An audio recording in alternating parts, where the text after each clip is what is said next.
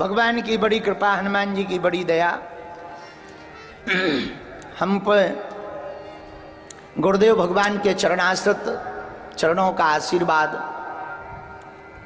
एक दिन के लिए मां रेवा की भूमि,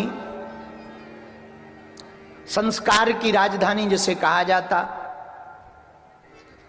आध्यात्मिक नगरी जबलपुर में पुनः पनागर के बाद एक बार और बीच में आए थे, इसके बाद पुनः नर्मदा मैया का आशीष मिला, गुरुदेव भगवान की कृपा हुई और एक दिवसीय सत्र के लिए हम सब उपस्थित हुए। रात्रि काल में जो भी आज के इस रात्रि काल के सत्र में कुछ क्षण की चर्चा सुनने को बैठे हैं, हम अपने आराध्य श्री हनुमान जी के चरणों में प्रार्थना करते हुए आप सबको खूब खूब मंगलाशीष आशीर्वाद दे रहे हैं। आप सबका मंगल होवे, हनुमान जी की कृपा होवे, मन में जो भी मनोभाव लेकर के आए हो, हनुमान जी ऐसी कृपा करें आप सबके मनोरथ पूर्ण हो जावे। आज की जो चर्चा है वो जब हम पहली बार जबलपुर आए थे कथा करने के लिए, तो हमारा निवास खुलने वाले हॉस्पिटल में पहले ही हमें मरीज बना के रखा गया था। हाँ, ये सब हमारे तिवारी जी की देन थी। तिवारी जी ने कथा करवाई, तो हमने जब जबलपुर प्रवेश कर गए तो हमने अपने चेलों से पूछा कि निवास कहाँ है, बोले हॉस्पिटल में। तो हमारा दिमाग खराब हो गया। गांव के आदमी, सीधे साधे आदमी, हम कहा इसका मतलब जो है स्वागत में रोज इंजेक्शन मिलेंगे। अब अस्पताल में रहेंगे तो स्वागत इंजेक्शन से ही होंगे। हम कहा कहीं निडल लेके न आ जाए तो कहें क्या है, बोले ये गेट का स्वागत है। तो हमें बड़ी हंसी आई। हमने कहा अभी हॉस्पिटल में क्यों रखा जा रहा, बोले अभी हॉस्पिटल बन गया है, खुला नहीं है।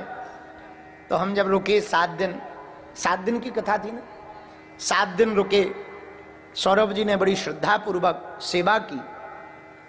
तो जब जाने लगे तब हमारे मुंह से निकला कि आप चिंता न करो, इसका जब उद्घाटन होगा तो हम आएंगे। और तुम्हें पता ही है कि बचन के तो अपन पक्के ही। तो आज वो दिन आया जबलपुर के इतिहास में। वैसे ही रेवा मैया की भूमि में नित नए क्षेत्र खुल रहे हैं, जबलपुर नित नया उत्थान की ओर बढ़ रहा है। लेकिन आज जबलपुर में 14 मई को एक नया इतिहास लिखा गया, एक नया इतिहास रचा गया। अब जबलपुर में आरोग्य के क्षेत्र में एक नई क्रांति का प्रारंभ हुआ। जबलपुर में अपोलो की एक व्यवस्था जेबीपी हॉस्पिटल के माध्यम से प्राप्त हुई है, जो निश्चित रूप से बहुत ही हम सबके लिए प्रसन्नता की बात है। जोरदार ताली बजा करके सौरभ जी को, उन्हीं के पूरे परिवार को धन्यवाद दो। राजीव जी, सौरभ जी, पूरा परिवार दिन रात लग करके विशालतम आधुनिक सुविधा से युक्त वर्तमान समय में विशेषतया हॉस्पिटलों में कोई एक विषय के या किसी एक रोग के इलाज की सुविधा के लिए महत्वता दी जाती है, लेकिन जेबीपी हॉस्पिटल में सभी तरीके के रोगों की इलाज की व्यवस्था बहुत व्यापक तरीके से, बहुत ही आधुनिक तरीके से, आधुनिक मशीनों से युक्त।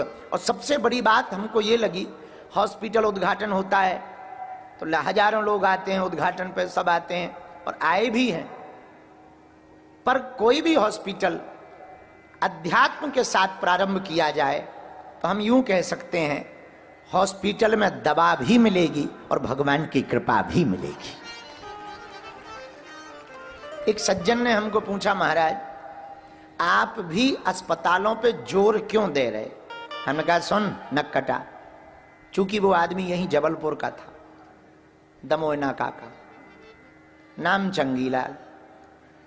गुरुजी आप अस्पतालों पे जोर क्यों देते हैं? हमने कहा भैया प्रार्थना के 2 ही जगह, एक मंदिर एक अस्पताल। मंदिर की प्रार्थना तो कई बार दिखावा की प्रार्थना होती है, लेकिन अस्पताल में कोई अपना आईसीयू में लेटा हो, उस समय जो प्रार्थना दीवालों के सामने निकलती है वो दिल से निकलती है। दो ही केंद्र प्रार्थना के होते हैं, एक मंदिर, एक अस्पताल। तो जेबीपी हॉस्पिटल जो जबलपुर के अपोलो की एक पूरी व्यवस्था, हम अपोलो का जो पहला हॉस्पिटल बना है चेन्नई में, वहां भी गए। जो अभी अंग्रेजी में डॉक्टर साहब बोल रहे थे, हमें तो नहीं आई अंग्रेजी समझ में, लेकिन वो टूटी फूटी हिंदी भी बोलते हैं। रेड्डी जी हैं, बहुत सरल हैं, हनुमान के परम भगत हैं, और हम अभी उनके ही घर गए थे। बढ़िया उन्होंने हमें इडली खवाई, डोसा खवाए, खूब बढ़िया स्वागत किया। पूरा अपोलो हमने, पहला वाला अपोलो घूमा, कैंसर का अपोलो हमने घूमा। उनकी दोनों बेटियां मिली, पूरे परिवार ने आशीर्वाद लिया। और उनकी एक बेटी श्री संगीता रेड्डी जी, वो अभी परसों नरसों धाम भी गई थी यहां आने के साथ साथ। तो जो अभी अंग्रेजी बोल रहे थे वो कोई साधारण नहीं है। रेड्डी जी वो भी एक महामानव है अपने आप में। उन्होंने अपोलो हॉस्पिटल के माध्यम से पूरे देश भर में 74 हॉस्पिटल स्थापित किए हैं। और अपना जो धाम का हॉस्पिटल बनना है, उस धाम के हॉस्पिटल में संचालन करने की जिम्मेदारी का हमको वचन भी दिया है। हाँ, तो हमको बहुत खुशी हुई। तो ये जबलपुर के लिए बहुत प्रसन्नता की बात है कि आरोग्य की व्यवस्था अपोलो जेबीपी हॉस्पिटल के माध्यम से आज प्रारंभ हो रही है। उसी क्रम में हमको बुलाया गया है, हम तुम लोगों के प्राण खाने आ गए। अब हम सोच रहे थे कि प्रवचन क्या सुनाएं।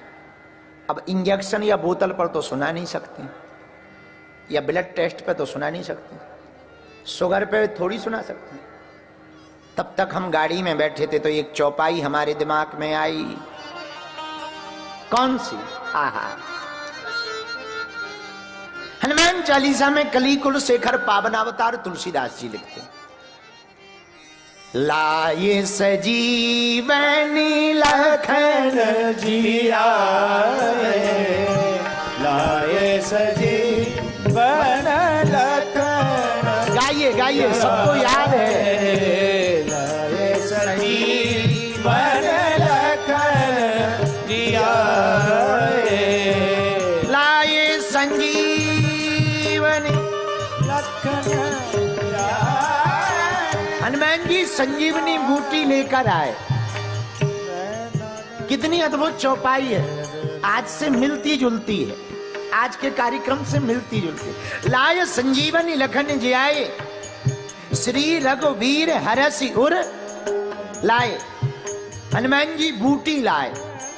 अच्छा, एक बात बताओ, एक आदमी ने हमसे प्रश्न किया, गुरुजी आपके पास तो मंत्र है, वाईफाई है, मुगदर है, भभूति है, झाड़ा लगाते हो, फिर आपको हॉस्पिटल बनाने की क्या जरूरत है? मंत्र मार दो, रोगी बीमार ठीक कर दो। हमने कहा ठटरी के भरे। हनुमान जी पहले जानते थे कि ये खटकर्म होंगे कलयुग में, इसलिए हनुमान जी ने इसका तोड़ पहले ही निकाल दिया। अरे जो दवा से ठीक हो सके उसे दवा देनी चाहिए, जो कृपा से ठीक हो सके उसे प्रार्थना करनी चाहिए।